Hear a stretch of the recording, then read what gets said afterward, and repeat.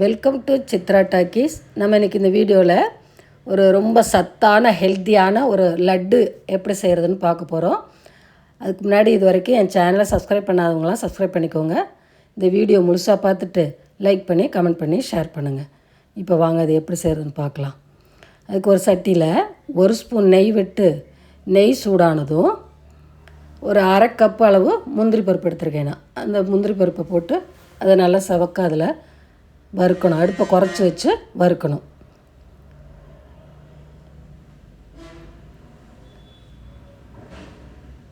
மீதம் இருக்கிற நெய்யில் அரை கப்பு பிஸ்தா பருப்பு அதையும் வறுக்கணும். இதெல்லாம் அடுப்பை குறைச்சி வச்சு தான் செய்யணும்.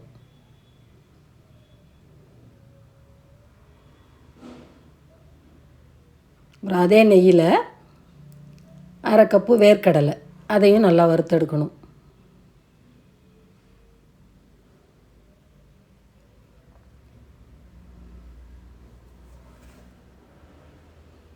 இப்போ நெய் இருந்தாலும் சட்டியில் மீதம் இருந்தாலும் இல்லாட்டினாலும் அரை கப்பு தேங்காய் பூ போட்டு அந்த நல்ல பொல பொலன்னு இதை வறுக்கணும்.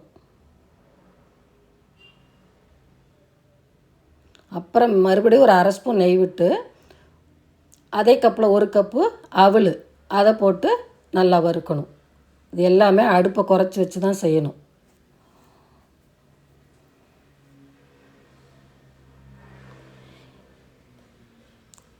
வறுத்த எல்லாத்தையும் ஆற வச்சுட்டு அப்புறமா எல்லாத்தையும் ஒரு மிக்ஸி ஜாரில் போட்டு கொரகொரப்பாக அரைச்சி எடுத்துக்கணும். இதை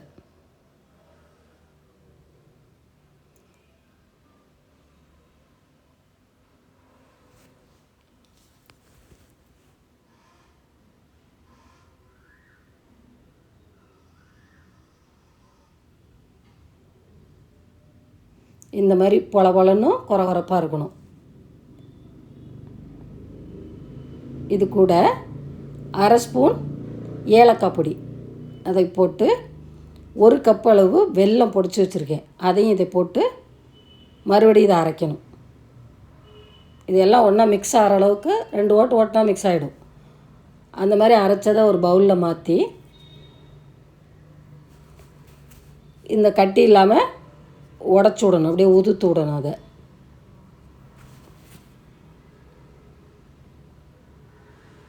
இப்போ இதை நல்லா ஒரு உருண்டையாக உருட்டணும்.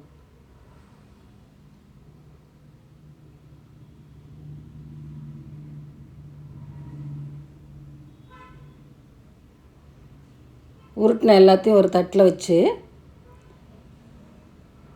அது எல்லாத்து மேலேயும் ஒரு முந்திரி பருப்பு அதையும் வச்சு குங்குமப்பூ இருந்தால் வச்சுக்கலாம், இல்லைன்னா வேண்டியதில்லை, அது ஆப்ஷனல் தான். குங்குமப்பூ இருந்தால் எல்லாத்துலேயும் கொஞ்சம் கொஞ்சம் வச்சு விட்டு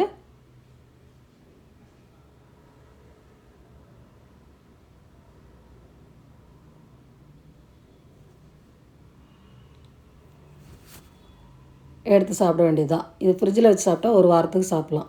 இதே மாதிரி நீங்களும் செஞ்சு பார்த்து சாப்பிட்டு பாருங்கள். நன்றி.